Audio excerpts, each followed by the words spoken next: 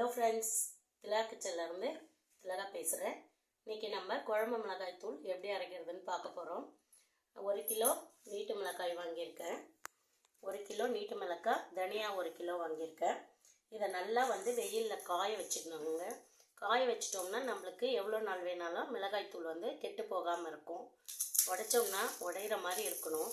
இந்த பதத்துக்கு காய வச்சுக்கோங்க.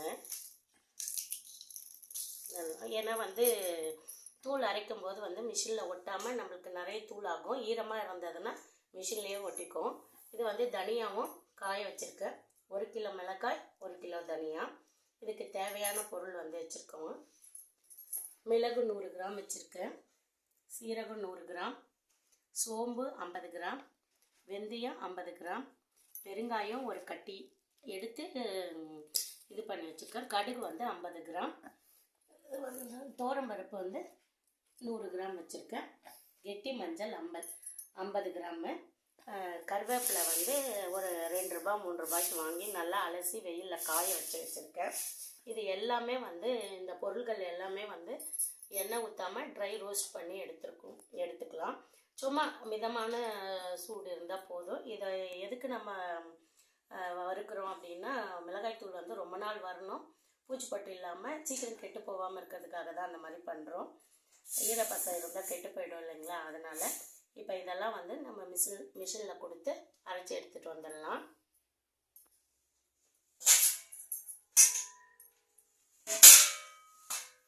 இது எல்லாமே அப்படியே மிக்ஸ் பண்ணி கொடுத்துடலாம்.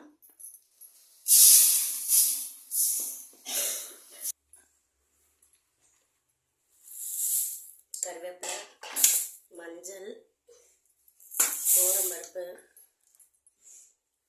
மிளகு, சீரகம்,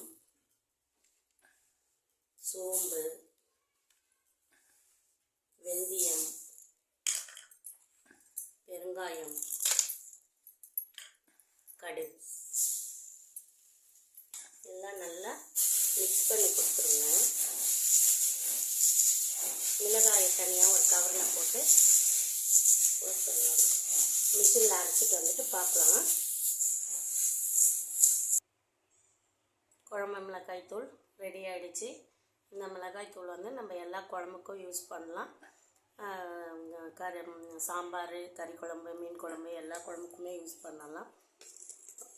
இதை நீங்கள் மிஷினில் அரைச்சி எடுத்துகிட்டு வந்தது மிஷினில் ஆற வச்சு தான் கொடுத்தாங்க.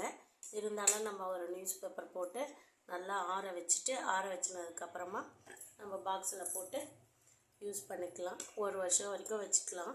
நல்லாயிருக்கும். எப்படி இருக்குது பாருங்கள்.